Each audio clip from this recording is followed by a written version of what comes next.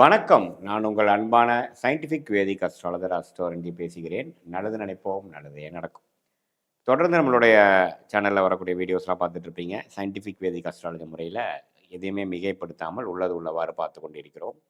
அந்த வகையில் ஜூன் 2025 மீனராசிக்காரருக்கு எத்தகைய ஒரு மாதமாக வரப்போகுதுன்னு பார்க்கும் பொழுது, ஆண்டு கிரகம் என்று சொல்லப்படுகிற சனி, குரு, ராகு, கேதுவோட பயிற்சி பார்த்திங்கன்னா ஆல்ரெடி முடிந்து தான் ஜூன் மாதமே பிறக்குதுங்கிறது நமக்கு தெரியும். இப்போ மார்ச் 29 நடந்த சனி பயிற்சி பார்த்தீங்கன்னா மீனராசிக்கு ஜென்ம சனி கொடுத்து விட்டது.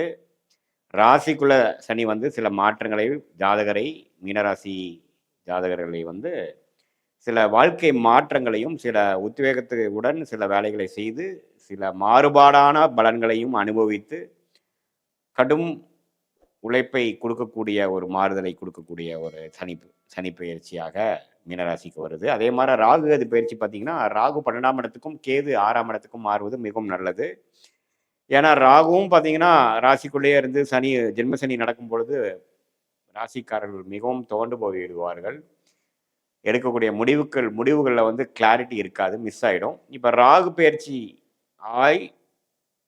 சனி பயிற்சி வரும் பொழுது மீனராசிக்காரர்களுக்கு ஒரு நல்ல பலன்.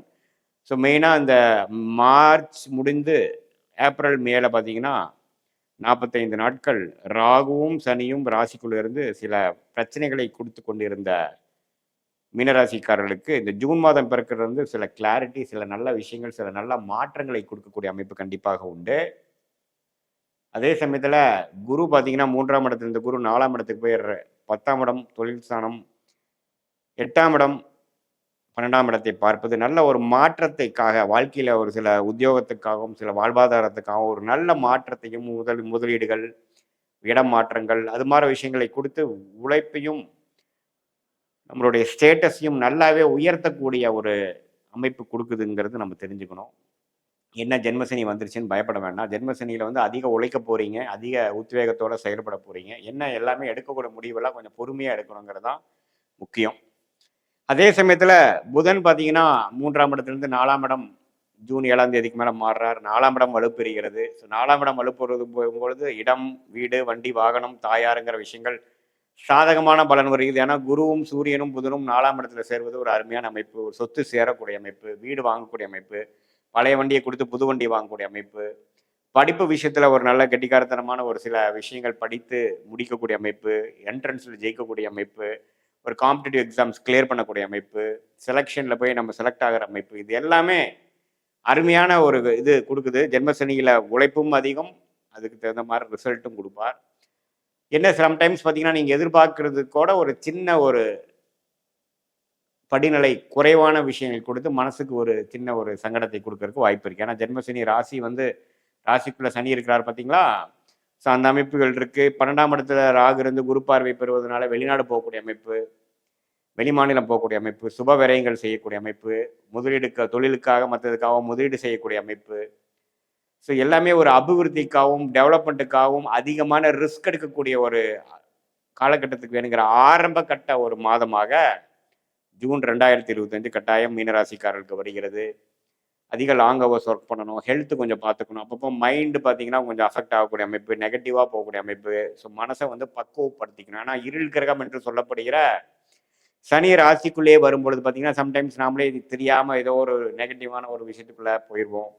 அதே வந்து நீங்கள் கொஞ்சம் பாதுகாப்பாக நம்ம மைண்டில் என்ன போயிட்டுருக்குங்கிறத அப்பப்போ செக் பண்ணி இது வந்து நல்லதா கெட்டதா எந்த அளவுக்கு போகலாங்கிறத உங்களுடைய அவேர்னஸோடு நீங்கள் செயல்படுவது மிகவும் மிக முக்கியம். அது குறிப்பாக இளைய வயதினர் பார்த்தீங்கன்னா தப்பான வழியில் போகிறது, ஒரு புதுசாக ஒரு விஷயத்தை நம்பாமல் போய் நம்பிடுறது, ஒரு முழுசாக ஆராயாமல் நம்புறது, ஒரு நட்பாக இருக்கட்டும், ஒரு பழக்கமாக இருக்கட்டும், யார் என்னன்னு தெரியாமல் பெருசாக கமிட் ஆகிடக்கூடாது.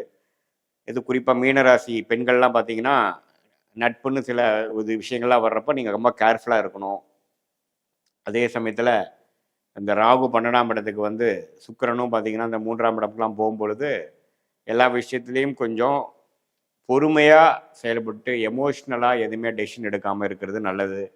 ஏன்னா அடுத்த ஒரு 1.5 வருஷம் ஜென்மசனி நடக்கக்கூடிய அந்த மீனராசிக்காரர்களுக்கு இப்போதான் பார்த்தீங்கன்னா இந்த சனி உள்ள நல்லா வந்து ராகுவும் விலகி இப்படி 4ஆம் இருக்கும்போது ஒரு தொழில் விஷயமா வேலை விஷயத்துக்காக குரு 4ஆம் இடத்துலேருந்து 10ஆம் இடத்தை பார்க்கும் பொழுது கொஞ்சம் அவசரப்பட்டு சில முயற்சிகள் எடுக்கிறப்போ அதுக்காக சில பல மாதங்கள் வந்து கொஞ்சம் அவதூறு கஷ்டப்பட வேண்டிய அமைப்புகள் எல்லாமே இருக்குது. ஸோ எல்லாமே நம்ம என்ன மாதிரி ரிசல்ட்டு எது மாதிரி அமைப்பு இருக்குன்னு தெரிஞ்சு வேலையை மாறுறது, பிஸ்னஸ் அபிவிருத்தி பண்ணுறங்கிற பேரில் பண்ணி போய் கேஷ் ஃப்ளோ ப்ராப்ளம் ஆயிடக்கூடாது.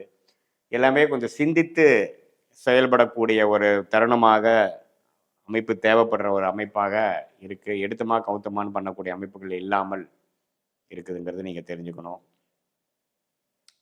ஸோ மற்றபடி மீனராசிக்காரர்களுக்கு பார்த்தீங்கன்னா ஓரளவுக்கு வளர்ச்சிகள் உள்ள ஒரு ஜென்மசனியாகவும் வளர்ச்சிகளை நோக்கி அதிமையாக கடுமையாக உழைக்கிறதுக்கு நம்ம தயாராகக்கூடிய மாணவர்களாக இருந்தாலும் சரி, இளைய வயதினராக இருந்தாலும் சரி, உத்தியோகஸ்தர்களாக இருந்தாலும் சரி, நடுவயதினர் தொழிலதிபர்களாலும் சரி, அதிகமான விஷயங்கள் வந்து நம்ம செய்து முடித்து நம்மளுடைய ரிசல்ட்டை சாதகமாக்க வேண்டும் என்பதற்காக தன்முனைப்போட செயல்படக்கூடிய அமைப்புகள். இதில் வந்து நட்பு வட்டாரங்கள், பழக்க வட்டாரங்கள், பழக்க வழக்கங்கள், குடுக்கல் வாங்கல்கள், இதுல எல்லாம் கொஞ்சம் கேர்ஃபுல்லாக இருக்கணும். யாரோட டீல் பண்ணுறோம் அப்படிங்கிறது பார்க்கணும். ஏன்னா சனியை பார்த்தீங்கன்னா 7ஆம் இடத்தை பார்க்குறாரு இல்லைங்களா?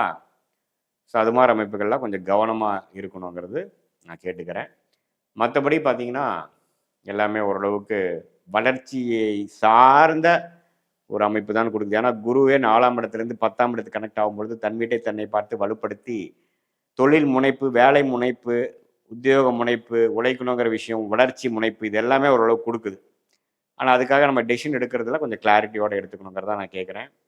இது பொதுவான பலன்களே தவிர உங்களுடைய ஜென்ம ஜாதகத்தில் எப்படி வந்து சில தசாபுக்திகள் போய் கொண்டிருக்கிறது, நீங்கள் என்ன லக்னத்தில் பிறந்தீங்க, அந்த தசாபுக்திகள் லக்னத்துக்கு யோக தசைகளா, அது மாதிரிலாம் பார்த்து இப்போ நான் சொன்ன கோச்சார் அமைப்பையும் மிக்ஸ் பண்ணி பார்க்கும் பொழுது மீனராசிக்காரர்களுக்கு எத்தகைய அமைப்பு இருக்குன்னு இன்னுமே துல்லியமான ஷார்ட் டேர்ம், லாங் டேர்ம், அடுத்த 6 மாதம், அடுத்த 1 வருடம்னா எப்படி இருக்க போகுது உங்கள் ஜாதகத்தில், எது மாதிரி முடிவுகள் எடுக்கிறது நல்லது, அடுத்த கட்ட வாழ்க்கை மாற்றங்கள் எப்படி காத்து கொண்டிருக்கிறது, எந்த விஷயம் எப்படி நடக்கும், எப்போ நடக்கும் அப்படிங்கிறதெல்லாம் நம்ம வந்து கோச்சார் அமைப்பும் உங்களோட ஜென்ம ஜாதகத்தையும் சயின்டிஃபிக் வேதிக் அஸ்ட்ராலஜி முறையில் கூட்டா சேர்த்து ஒரு சேர நம்ம பார்க்கும் பொழுது நன்றாக நம்ம கண்டு ஒரு கிளாரிட்டியோட நமக்கு லைஃப்பில் எப்படி ஒரு டெசிஷன் எடுக்கலாங்கிற விஷயங்கள் நம்ம தெரிந்து அதுக்கு தகுந்த மாதிரி வாழ்க்கையில் முன்னேறி வெற்றி பெற முடியுங்கிறது நீங்கள் தெரிஞ்சுக்கணும். இது ஒரு பொதுவான பலன்களுங்கிறது நீங்கள் அறிந்து கொள்ள வேண்டும். நல்ல தசாபுக்திகள் போகும்பொழுது இன்னுமே சாதகமான பலன்களும், தசாபுக்திகள் கொஞ்சம் சிறப்பு இல்லாமல் போகும்போது நான் சொன்ன சாதகமற்ற பலன்கள் கொஞ்சம் தூக்கலாகவும் இருக்குங்கிறது நீங்கள்